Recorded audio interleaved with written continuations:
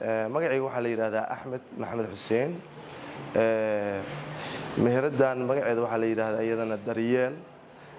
Waa meherad oo lagu sameeyo cuntada noocyadeeda kala duwan oo dabiici ah. Meherada kale waxay uga duwan tahay meheradan lagama helo sugar sokorta iyo vegetable oil waxa loo yaqaan ama seed oilska sida caddeeda Soomaalidu u taqaano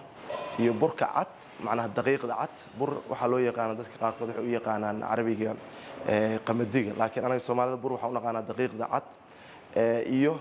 baastada iyo bariiska Soomaalidu waxay u yaqaanaan intaba lagama helo biyaha la sifeeyay maqaayadan lagama helo macnaha biyaha la sifeeyay oo macdanta laga saaray lagama biyo dabiici ah oo sidoodii Ilaahay macnaha ugu talagalay laga helaa meheradaha kale iyo meheradaha adduunkaba intaas ay uga duwan tahay cunooyinka meesha aan ku hayno waxaa ka mid ah quraac oo subaxdii aan samayno quraacda waxay ka kooban tahay canjeero la yiraahdo maartay deef ama daafi Soomaalidu u taqaano oo ka kooban macnaha qamadi heed iyo maartay iyo deeftaas iyo waxaa laga sameeyaa maqaayadan sabaayad oo ka kooban laba shay oo heedaas iyo qamadiga ah iyo waxaa maqaayadan laga sameeyaa maartay muufo waxay Soomaalidu u yaqaanaan oo iyadana dabiici ah macnaha cuntooyinkan galka leh laga sameeyay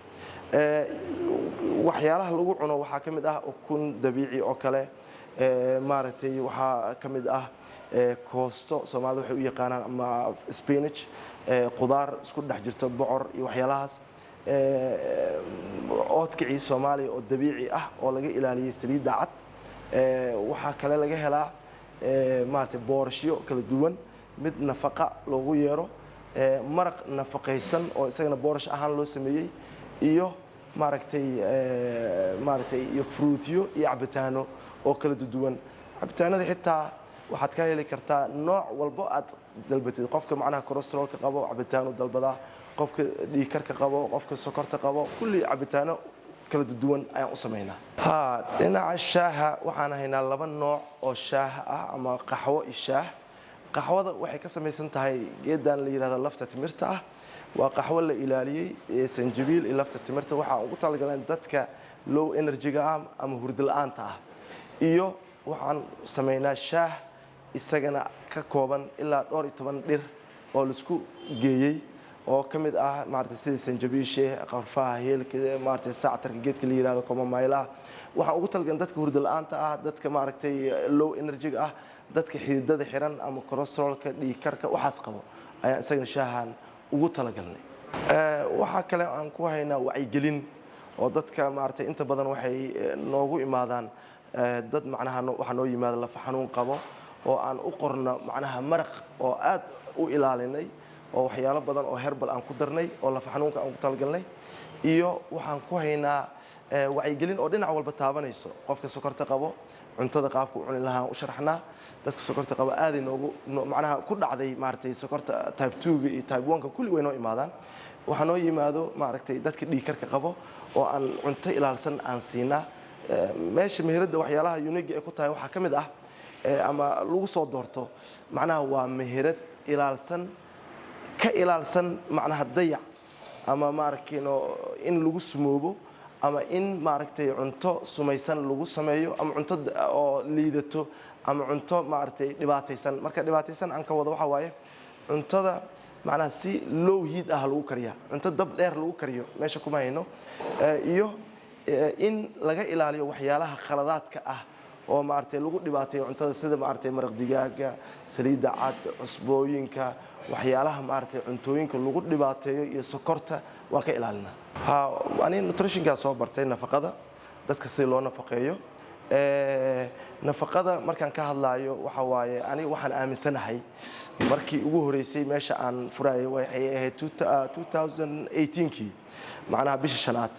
waxaan ku bilaabay meel consultation dadka aan ka wacyigelinayo waxyaalaha qaldan maartay maadaama aan aad macnaha uga naxay markaan imaaday 2018kii dadka faraha badan oo sokorta dhiig karka kolestaroolka macnaha gaalkacina aan ognahay hawadeesa u fiican tahay cunto dabiici laga helaayo markaan arkay dadka waxyaalaha dhibaayo ay anan danqiyo oo Hindiya Ethiopia loo aadayo marka wacyigelintiya waxay ila gaartay inaan meel dry cuntadii dryga ah lagu gado kadibna cuntadii ay dhaheen dadkii si loo sameeyo ma naqaano kadibna aan u sameeyay oo xitaa aan diyaar u ahay inay soo raacaan oo 20 imaadaan wacyigelin aan u sameeyo Soomaalida oo gaalkacay joogta meeshaan macnaha dad badan waxay ku soo weydiin doonaa xitaa xarunta macnaha marka qaarkood waxayna weydiiyaan meeshay ku taalo wayna soo wacaan marka ma yaqaanaan magaalada waxa waaye Amal Group waa maartay meesha maartay suuqa Caashigeel u dhow oo foornada ku dhagan meeshaas ku taala maqaayada iyo meesha wacyigelinta isku meel marka mar walbana waxaan isku daynaa in aan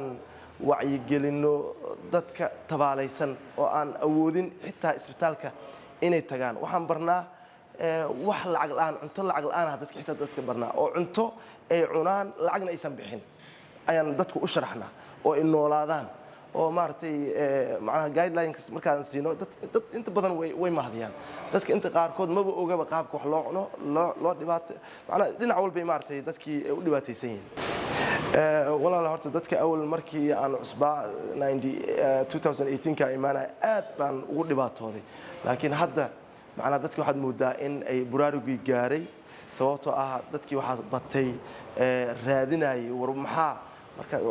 maartay mar walba ay aadaan dibadda waxa loo soo sheegaa cuntada cunaysiina qaldan markii noo imaadaan way noo fududahay qofkaas oo kale ama qof cuntadii dhan ka istaagay aan noo imaado oo yiraahdo wax afka aan gelin kara ma jirto wax kasto aan afka geliyo cirka leela aada macnaha sababtoo ah cuntada markii cirka lagu la aadayo ama aad ku dhibaatoonaysid waa cunto qaldan macnaha cuntada aadan qaldaneen waa ku qaboobaysaa sida heedda oo kale Soomaalida heedda u yaqaanaan ama baarliga ama shaciirta qofku markuu isticmaalo wuu dagaa wuu qaboobaa maartay waa cunto ogol jirka sida masigada kamid ah inkastoo dad badan oo jirkooda sunta intay ka badatay masigada ay ku sumoobaan markay isticmaalaan marka qaab aysan ugu sumoobeen ayaan u sameeynaa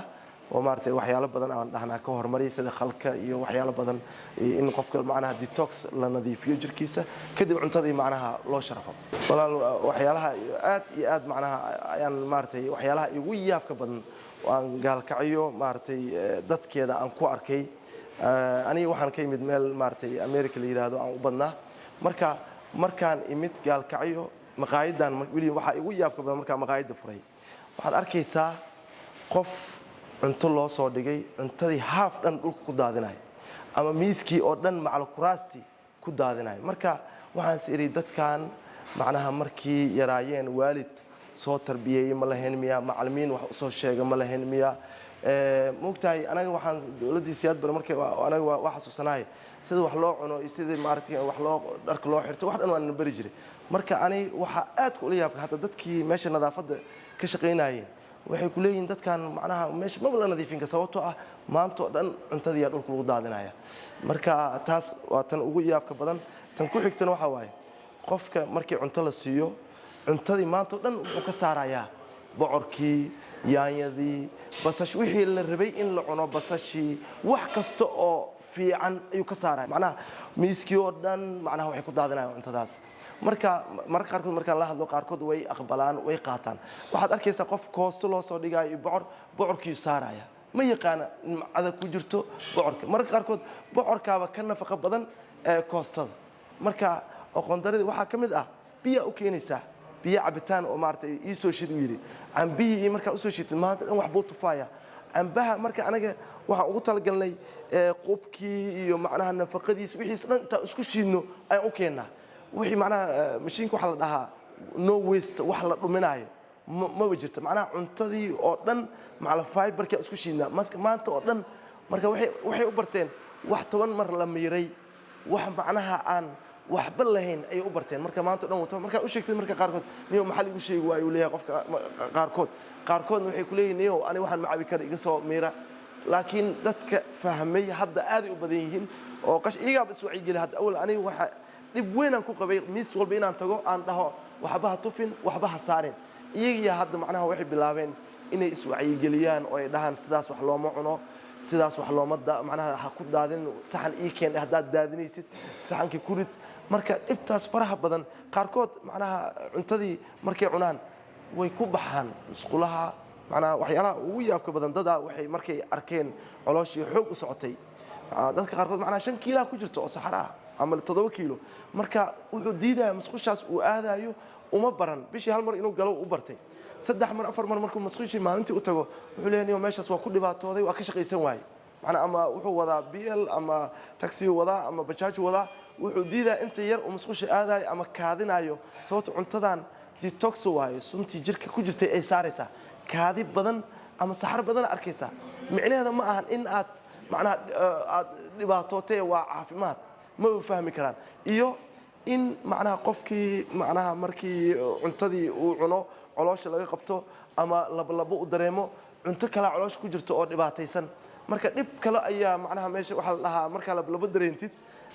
healing crisis marka ina ismatajisid way oo aadan labadaas aadan isku celin marka dhibaatooyinkaas faraha badan ayaa meesha kala kulan oo aan ilaa hadda mararka qaarkood aan wali aan xal u helin ma ogtahay in internetka shirkadda Golis ay ku keentay uu yahay internetka ugu xawaaraha sareeya dalka iyadoo macaamiisheeda u diyaarisay 3 fiber cable kaasoo gabi ahaanba meesha ka saaraya in marna aanu ka go'in internetku shirkadda Golis waxay diyaar kula tahay inay ku geliso gurigaaga xafiiskaaga iyo meheradahaaga kala duwan garaac 181 oo hadda dalbo internetka ha qabtira baahiyahaaga internet adduunkan aad kula xiriirtid mar walba